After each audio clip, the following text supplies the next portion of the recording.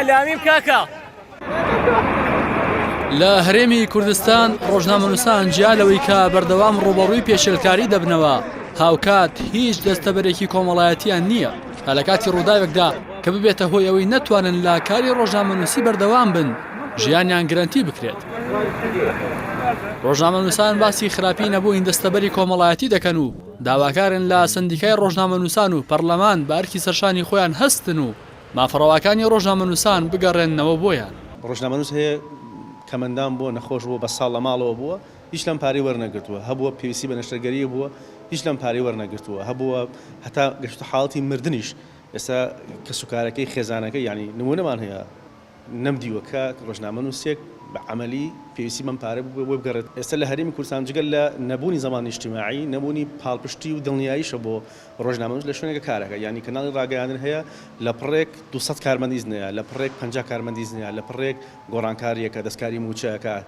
دەبێت لە سەدا حەوت لە موچە بڕات بۆ سندۆقی خانەنشینی هەروەها لە سەدا 90 ئەو دەستگای کاری لێ دەکات تەرخانی دەکات تا دواتر و با پیاسەی خانەنشینی هەر کارمەندێکی کەرتی تایبەت و گشتی تەمەنی گەشتا 45 ساڵ و 15 ساڵ خزمەتی هەبوو دەتوانێت خۆی خانەنشین بکات و لەو لە سەدا 90 کە خۆی و دەستگاکەی داویانە با سندۆقی خانەنشینی موچە وەربگرن. و ئەم ڕۆژنامەنووسانە کە موچەخۆری حکومەت دین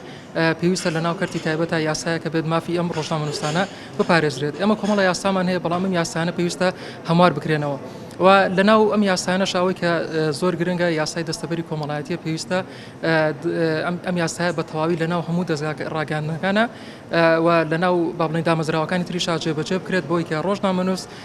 دڵنیایی تەواوی پێ بدرێت لە دوای ئەوەی کە تەمەنی گەشتە تەمەنی خاننشینبوونی بتوانێت بەهۆی ئەم یاسایەوە بتوانێت خاننشین بێت. سکرتێری لقی سلێمانی سندیکای ڕۆژنامەنووسانی کوردستانیش دەڵێت نەبوونی یاسای کار سەرچاوی کێشەی ڕۆژنامەنووسانە کە دەبێت پەرلەمان بە دەرکردنی یاسای کار ئەو گرفتە چارەسەر بکات. تاوەکو ئێستا یاسای کار یاسایەکی کارمان نییە لە هەرێمی کوردستانە کاری پێ بکرێ و جێبەجێ بکرێ بۆیە کە ڕۆژنامەنووس چی کێشەی هەیە فەرمانبەری دەوڵەت هەمان کێشەی هەیە فەرمانبەر چی کێشەیە کرێکار چی هەیە ئێمەش بە هەمان شێوەمان هەیە بۆیە لێرە ئێمە داواکەین کە یاسای کار جێبەجێ بکرێت ئەو کاتە کە یاسای کار وەکو ئێستا دەوڵەتی عێراق ساڵی 2015 یاسای کاری جێبەجێ کردووە بێگومان ئێمە سەرباری ئەوەی کە یاسای باڵنی یاسای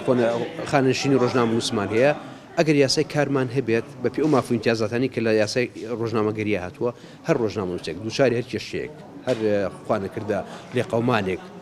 کەمەندامبوونێک بێت بە پێی ئەوەی کە فەرمانی فەرمانبەری دەوڵەت چی ئەیگرێتەوە بە هەمان مەرج ئەبێ ڕۆژنامەنووسیش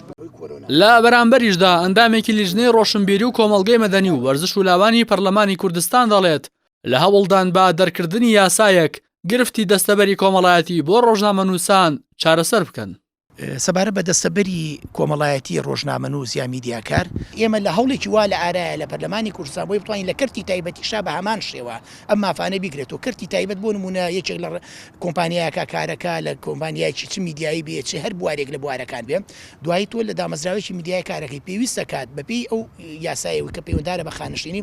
ئەبێ هەموو مانگێک تۆ 100 خانەنشینی لێ ببڕێت بڕوات بۆ خەزیێنەی دەوڵەت سندوقی خانەنشینی و 112 دامەزراوەکەت بیداکە کاتە 190 کۆیان پارەکە کەڵەکەی ببووی لە داهاتوودا کە تۆی تر گەشتی تەمەنێک یا قۆناغی خۆت خانشتی کرد ئەبێ ئەمە مستەفید بیتەوە لێی بەداخەوە لە هەرێمی کوردستان ئەمە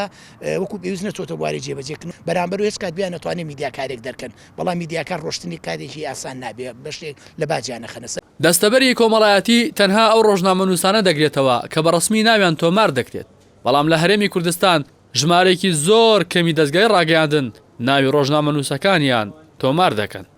لە ساڵانی ڕابردوودا ڕۆژنامەنووس ساڵی خزمەتی لە سندیکای ڕۆژنامەنووسان دەچوە سەر خزمەتی فەرمانبەری ئەگەر لە فەرمانگەیەکدا بمەزرایە بەڵام لە ئێستادا ئەوەش ڕاگیراوە تەنها بۆ کاتی خانەنشینبوونی لە فەرمانگەکەی دەتوانێت سول لەو ساڵانەی خزمەتی وەک ڕۆژنامەنووس ببینێت. هاوکات نا دەستەبەری کۆمەڵایەتی هەیە و نەیاسایەکی شەیە ڕۆژنامەنووس لە بێکارکردنی بپارێزێت و لە ساتی دەرکردنی لە دەستگایەکی ڕاگەیاندن دەستگاکە ناچار بە قەرەبووکردنەوە بکرێت. ئەمانش گرفتی گەورەیان بۆ پیشەی ڕۆژنامەنووسی لە کوردستان دروست کردووە.